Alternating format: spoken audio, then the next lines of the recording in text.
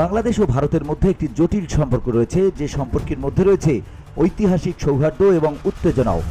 সহযোগিতা এবং সংঘাতের এই জটিল সম্পর্কের মধ্যে গত 5 আগস্ট ক্ষমতা ছেড়ে পালিয়ে যান সাবেক প্রধানমন্ত্রী শেখ হাসিনা। তার প্রস্থান এবং প্রফেসর মোহাম্মদ ইউনূসের অধীনে একটি অন্তর্বর্তী সরকারের উত্থানের পরে ভারত এবং আওয়ামী লীগের সম্পর্ক ব্যাহত হয়। দ্বিপাক্ষিক সম্পর্কের বিষয়ে অনিশ্চয়তা সৃষ্টি হয়। বাংলাদেশে ইসকনের প্রাক্তন নেতা চিন্ময় দাসের গ্রেপ্তার সহ সাম্প্রতিক ঘটনাবলী ইতিমধ্যে অস্থির পরিস্থিতিতে শুধু ইন্ধন দিয়েছে। রাষ্ট্রদ্রোহের অভিযোগ এবং কূটনৈতিক সম্পত্তির উপর হামলা সেই উত্তেজনা আরও বাড়িয়েছে। দুই প্রতিবেশীর মধ্যে সম্পর্কের ভঙ্গুরতাকে তীব্রভাবে ফোকাস করেছে। 1971 সালের মুক্তিযুদ্ধ এবং পরবর্তীকালে বাংলাদেশের শাসন ব্যবস্থায় গুরুত্বপূর্ণ ভূমিকার কারণে ভারত ঐতিহ্যগতভাবে আওয়ামী লীগের সাথে ঘনিষ্ঠ সম্পর্ক বজায় রেখেছে। কয়েক দশক ধরে এই সম্পর্ক কৌশলগত স্বার্থ রক্ষায় উপকারী হলেও বাংলাদেশের অন্যান্য রাজনৈতিক দল এবং অংশগুলিকে ভারত থেকে বিচ্ছিন্ন করেছে। হাসিনার দীর্ঘমেয়াদী শাসন ভারতের প্রভাবকে আরও মজবুত করেছে, কিন্তু একটি একক রাজনৈতিক সত্তার প্রতি ভারতীয় পক্ষপাতিত্বের ধারণাও বাড়িয়ে দিয়েছে। হাসিনার ক্ষমতাচ্যুত হওয়ার সাথে সাথে কেবল একটি নির্ভরযোগ্য অংশীদারের ক্ষতিই নয়, বরং অন্তর্বর্তী সরকারের সাথে ভারত তার সম্পর্ক নিশ্চিত করার ক্ষেত্রে বিশ্বাস পুনর্গঠনে চ্যালেঞ্জের মুখোমুখি হয়েছে। অমীমাংসিত দ্বিপাক্ষিক সমস্যা এবং অভ্যন্তরীণ রাজনীতিতে হস্তক্ষেপের কারণে বাংলাদেশের অভ্যন্তরে ক্রমবর্ধমান ভারত বিরোধী মনোভাব বৃদ্ধির ফলে সেই চ্যালেঞ্জ আরও তীব্র হয়েছে। চিন্ময় রায়ের গ্রেপ্তার, বাংলাদেশের সংখ্যালঘুদের নিরাপত্তা নিয়ে ভারতের উদ্বেগের কারণে কূটনৈতিক স্থবিরতা সৃষ্টি হয়েছে। ভারতের পররাষ্ট্র সচিব বিক্রম মিশ্রির ঢাকা সফরের উদ্দেশ্য ছিল এই উদ্বেগগুলো দূর করা। বাংলাদেশি কর্মকর্তাদের সঙ্গে তার আলোচনা উভয় পক্ষের গভীর ক্ষোভের কথা তুলে ধরে।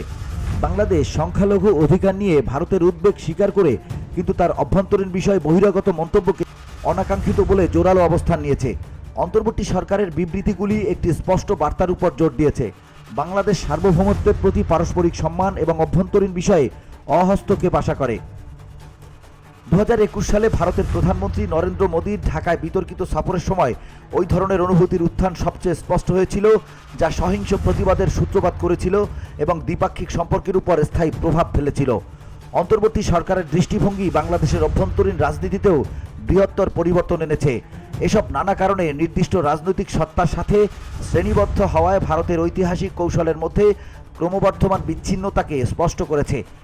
এমনকি জুলাই বিপ্লবের সময়ও রাস্তায় দিল্লি না ঢাকা, ঢাকা ঢাকা স্লোগান দেওয়া হয়েছিল। যদিও এই প্রচারাভিযানগুলো বেশিরভাগ ক্ষেত্রেই রয়ে গেছে জনসংখ্যার কিছু অংশের মধ্যে। এর অনুরণন দ্বিপাক্ষিক সম্পর্কের ক্ষেত্রে ভারতের আধিপত্যের উপর গভীর অসন্তোষ সৃষ্টি করেছে। ভারতের অভ্যন্তরীণ নীতি বিষয়গুলোকে আরও জটিল করে তুলেছে। ভারতের রাজনৈতিক বক্তৃতায় মুসলমানদের অমানবিকীকরণও সীমান্তের ওপার প্রবল প্রভাব ফেলেছে। বর্তমান কূটনৈতিক অচলাবস্থা দুই দেশের সম্পর্ক পুনর্নির্মাণের প্রয়োজনীয়তার উপর জোর দেয়। ভারতের অবশ্যই স্বীকার করতে হবে যে আওয়ামী লীগের উপর তার দীর্ঘদিনের নির্ভরতা বাংলাদেশের রাজনীতির গুরুত্বপূর্ণ অংশগুলোকে বিচ্ছিন্ন করেছে।